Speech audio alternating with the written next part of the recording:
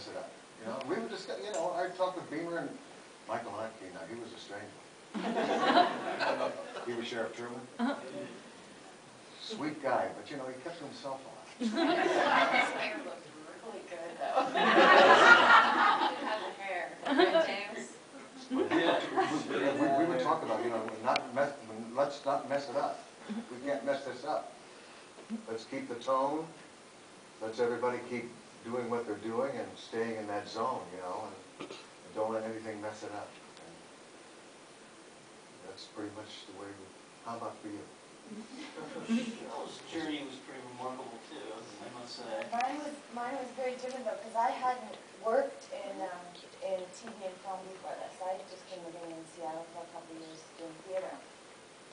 And that's where I met David and shot the pilot. And then because I was playing with Edgar's, then I just stayed there. I had no reason to come back, you know, down to LA. And months later, David called and said, you know, the show got picked up, and we're doing the show. Do you want to come, you know, come to LA to work on it? And I said, but I'm dead. He said, oh, don't worry about that. I'll figure that out. So I had no reference point. You know, a lot of the actors, even the young actors at that time, had worked before, and I didn't know what this world of doing your work and then having it show later to an audience, and what that, and all of a sudden, overnight, your anonymity is gone, and your privacy's changed, and it was very strange experience. It was with an incredible group of people, thank God, because I was young and had no idea, you know, what I was getting myself into. And it was such a great, warm, kind, supportive group, and David is so great in that way. And as the dark-haired Maddie, you know, she played Maddie, her cousin, Laura's cousin. Leland Palmer kills her in the living room there, smashes her face into that photo, that picture of Montana. Another long day. She was killed by 3 different people that day. Because David didn't want, nobody wanted the crew to know who did it. We didn't want it to leak, so David thought, just do it with a bunch of actors. Nobody will know who it was. Now you kill it.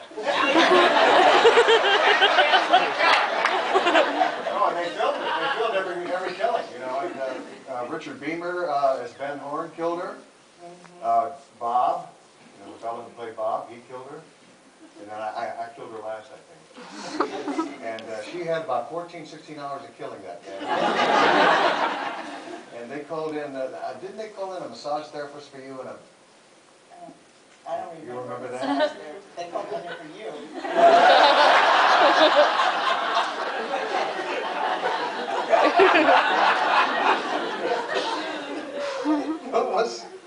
It's traumatic to kill somebody.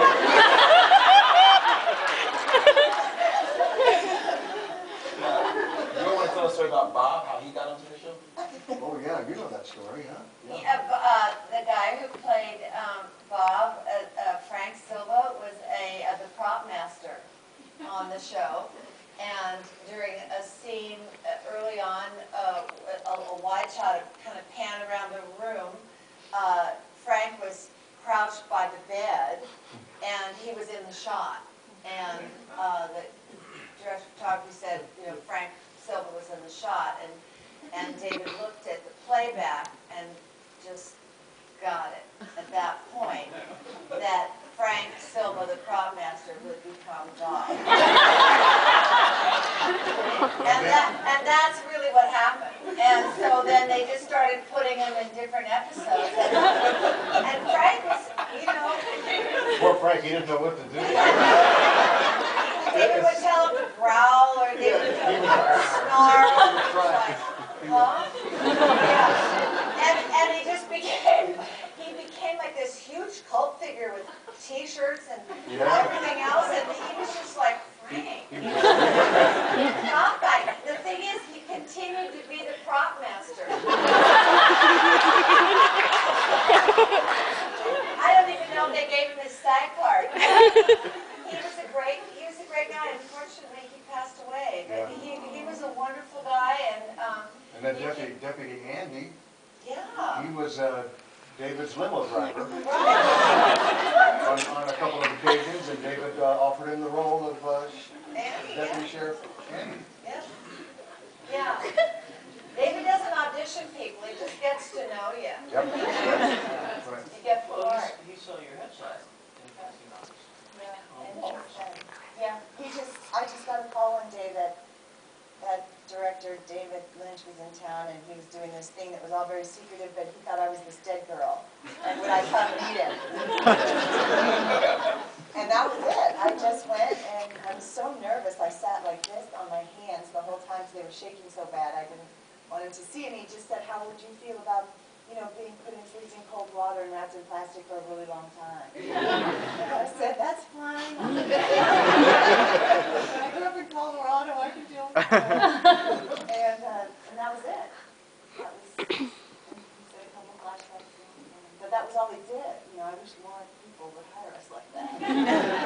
I actually got cast during the making of Eraserhead, which was a film that David did at the American Film Institute that I was in and worked on as well. And he got this idea when I was wearing my glasses late one night that he would do a TV series.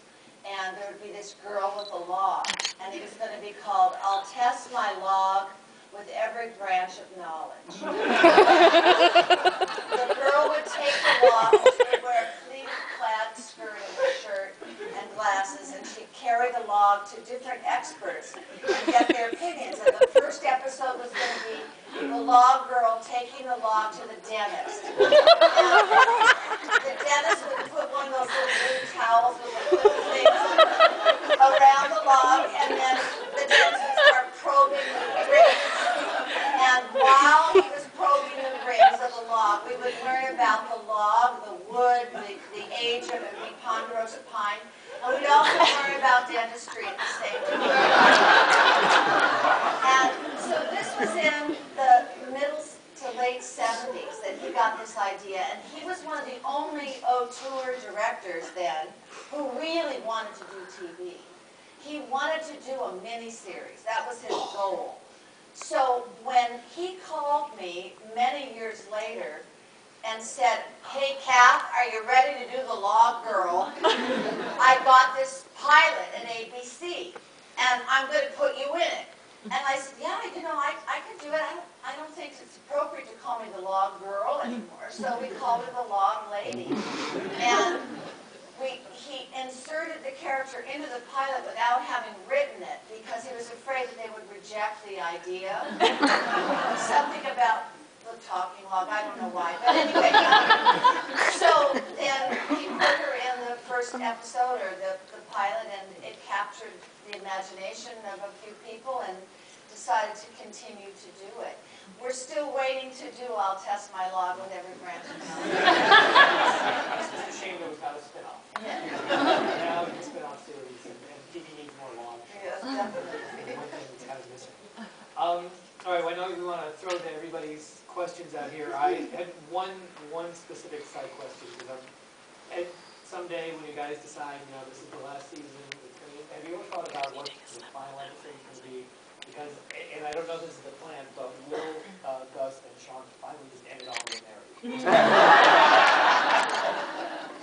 Just a suggestion, but I think, it seems like that's where we're heading. I think it's safe to say that probably won't happen.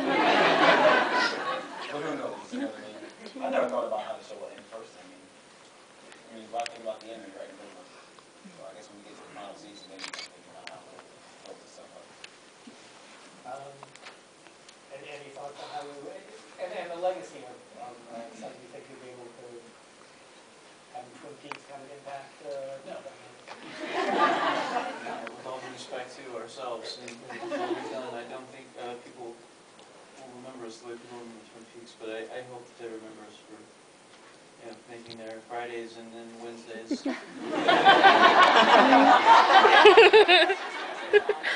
little sillier for a few years. Yeah, for sure.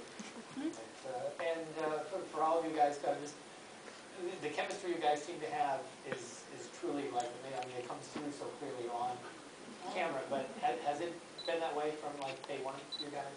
I always wanted to know how it was just kind of magic and you guys just... It was magic. I mean, I had no reference for it because I'd never a successful show, B, a show where everybody got along, and I don't have a C.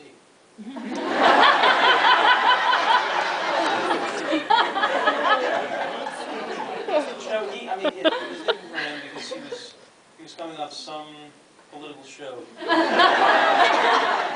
had ran for a while. The laugh of it too. Yeah, so he had context for like what can happen when like the planets align, and you just know like, wow, we're lucky. I didn't, and I was freaking out for a while because as soon as I recognized that what we were doing was good and had the potential to get better, I just got scared. I was like, ah, well, we're not going to get a chance to show people this. And he was like, yo, man, come on. Trust me, man. I honestly thought after LA Law, I never thought that you could ever match that kind of chemistry. We had a really, people always ask what was the thing with LA Law. It was really the cast. We were really close, all of us, for years and years and years. And there's no hierarchy. There was none of the stuff you see in other shows. I never, ever, in my wildest dreams, I could match it. And I tell people when they say, what is it with Psych? I think it's that same thing. You know, there really isn't. I mean, you know, these guys, they run the show, they're it, you know, but everybody's a part of it, and everybody, I mean, you saw what I did in that episode. You look good, though. I thought I looked a little fat. That's all I can think about, I didn't see the episode. But you know, it is, I can honestly say from a different point of view that, you know, now I say, can I ever do this again? You know, but it is, it's an incredible experience with, you know, 5 of us. And then the crew, the whole thing, everybody, you know, writers, I mean, every actor should hope sometime they get to experience this. Because it's incredible, I guess you guys had with Twin Peaks, same thing. And I think it's that one ingredient in really successful shows that's always there. Because I always hear people say it. And the way it comes across, though, I mean, sometimes you can have that, but it doesn't carry over. But in every episode, you can just sense that. And by the way, I love Clue Face. I was always with Clue Face, like the face you make when you go to Clue. Is that nasty? You do a great Clue Face, and Gus has the best, like, angry, but I don't want to say it face.